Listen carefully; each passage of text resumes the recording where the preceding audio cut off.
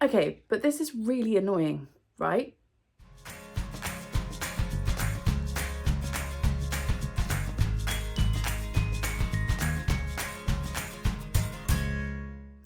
Hi everyone, welcome back to the channel. Today I am doing the I'm so annoyed booktube tag. I've got my screen up here with the questions and stuff, which was originally created by Books I'm Not Reading. I will leave the original down in the description along with the questions and stuff so you can see them.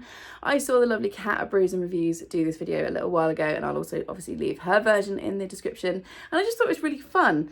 And I generally try and keep this channel a positive place.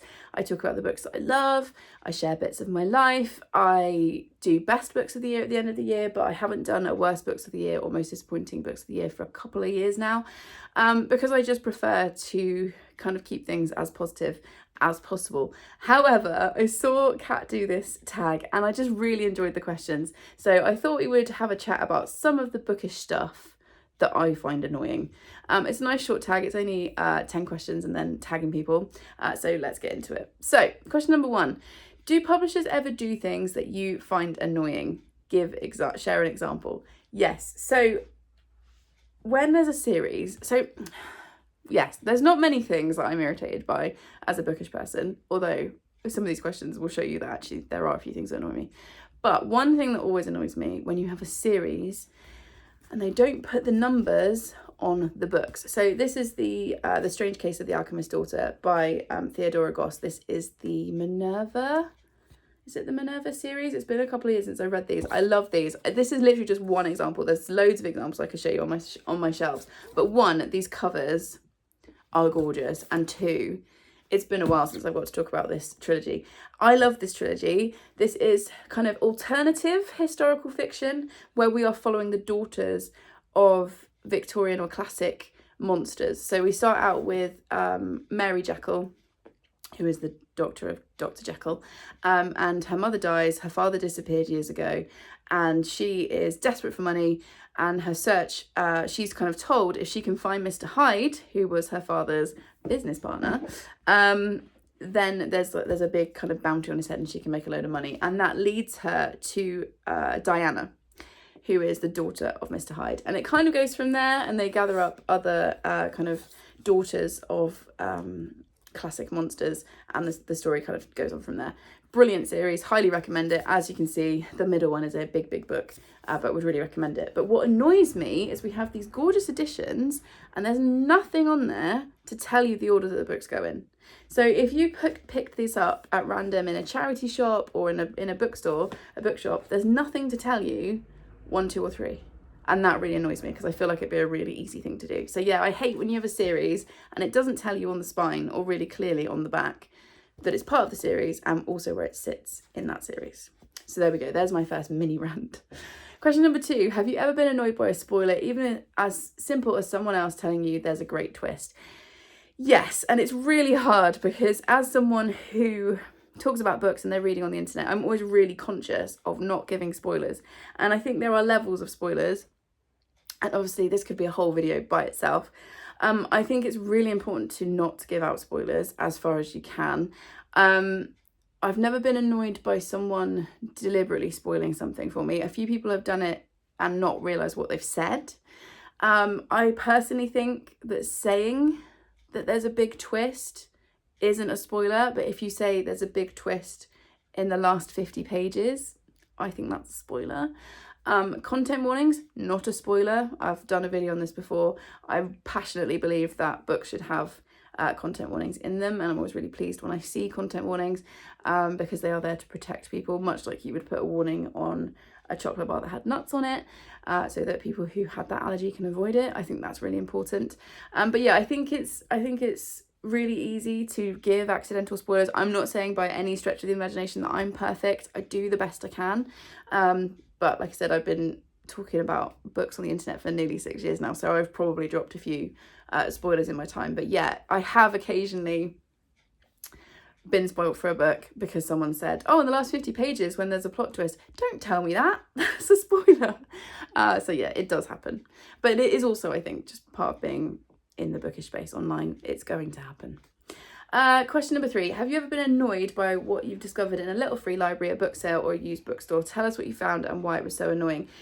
No, I actually can only think of one place where I've seen a free little library. They're not as common here in the UK as they are in America and Canada, and possibly other places. So I don't think I've been into one, but it's not a common thing. And I don't think I've ever found anything annoying in a charity shop. I do sometimes come across ARCs for sale in charity shops. ARCs cannot be sold.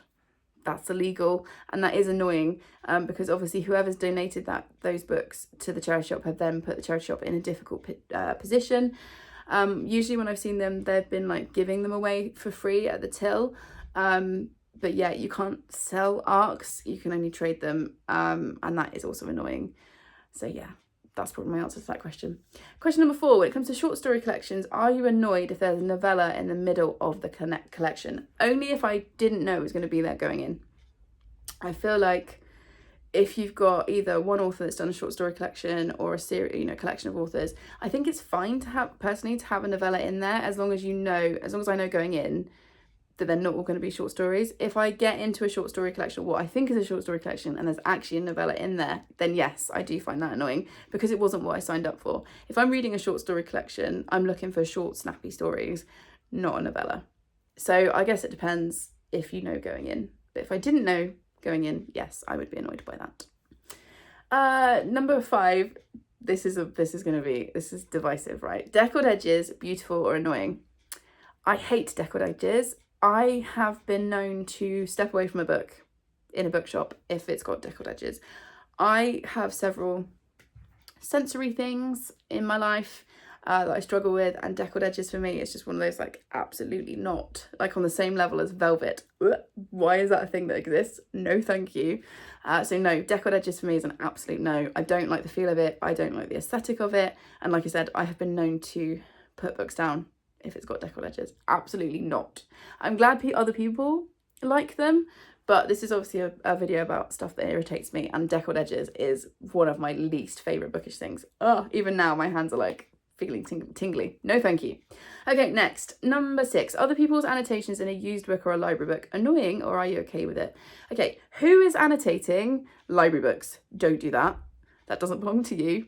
I think annotating your own books, absolutely fine. If that's what you want to do, it's your book, you own it, do what you want with it. I don't annotate books, I do tab books, but I personally wouldn't write in them. I think because I was an English literature student at university, to me that feels way too much like work and I don't want to annotate my books. I will tab things. Sometimes I'm not a big tabber, specific books or series I've tabbed, but I personally don't annotate. But I think if it's your book and you own it, you crack on, do what you want with it.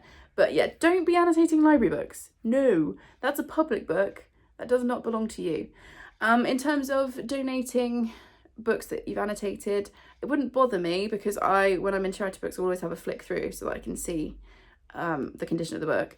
And I don't think it would necessarily put me off to find somebody else's annotations. That might be quite fun. Again, it depends on what the book is.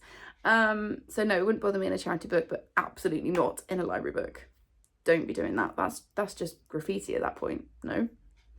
Okay, number 7, we're going through this quite fast. If there's a series or a collection of certain kinds of books, like an imprint, and changes are made, are you annoyed or you're okay with it? Give us an example. I'm annoyed, and I'm going to give you this example. So this is Sweet Pea by CJ Scoos. This is the original cover for Sweet Pea. You can also see In Bloom and Deadhead up here. And they redid the covers for the 4th book, which is Thorn in My Side.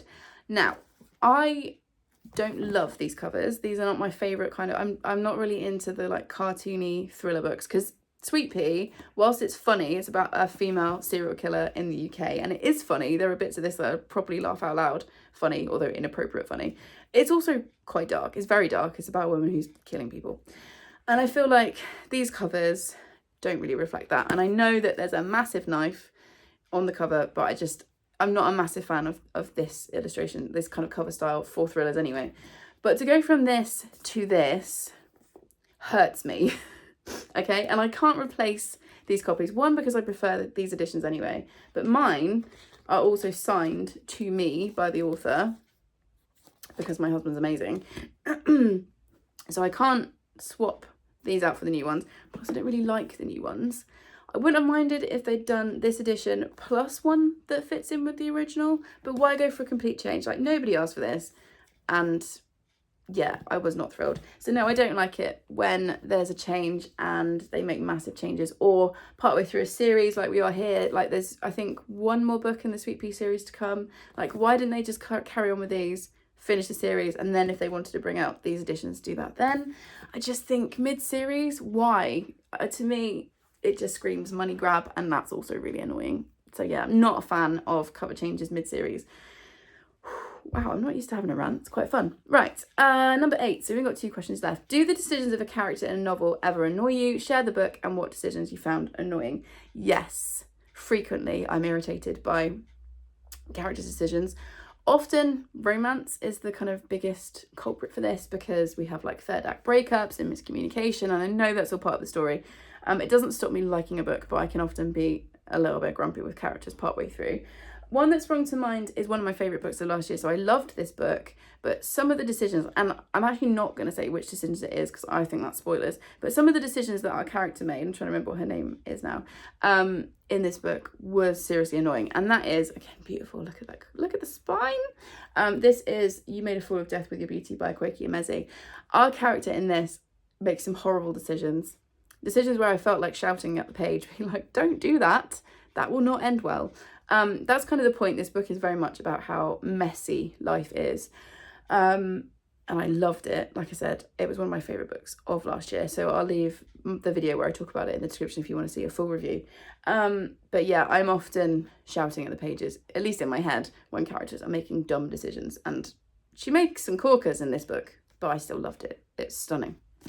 Okay, question number 10. Share something bookish that you find annoying. I think we've already covered it, really. Deckled edges. Ooh, no, why?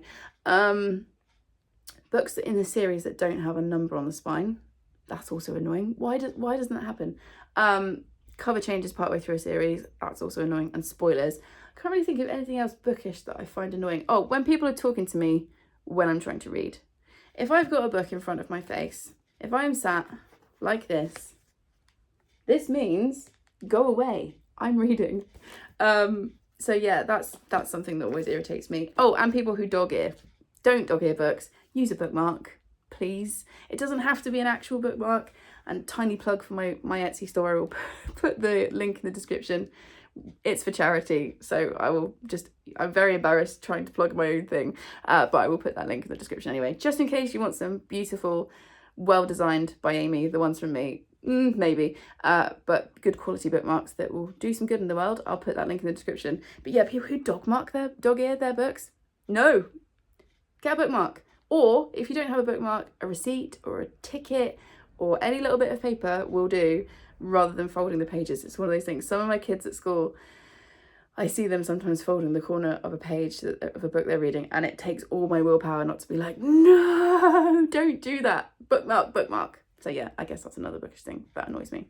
Okay, let's tag some people. I'm going to do the usual thing that I do, which is I'm going to go to my subscription feed, see who's posted a video recently, and I'm going to tag you guys. Okay, so we're going to do Brittany Loves Reading. We're going to do Shannon at 155 books. I feel like she'd be really good at this tag. We're going to do Tilly at Library of Luna. We are going to do Sunshine Lorena. So Lorena at Sunshine Lorena. And let's do one more. Who else has posted a video recently? And we're going to do Mel, our book fiend named Mel. So I have tagged you guys if you want to do this tag. It's a really fun one. I did really enjoy doing it. So thank you to Kat at Brews and Reviews for bringing it to my attention. If you made it to this point in the video, let's have the knife emoji, because this cover annoys me. And it's got a massive knife on it. So yeah, pop that in the description, in the comments, just to let me know you got to this point in the video. Please subscribe if you'd like more of this chaos, and I will see you in the next one. Thanks everyone. Bye.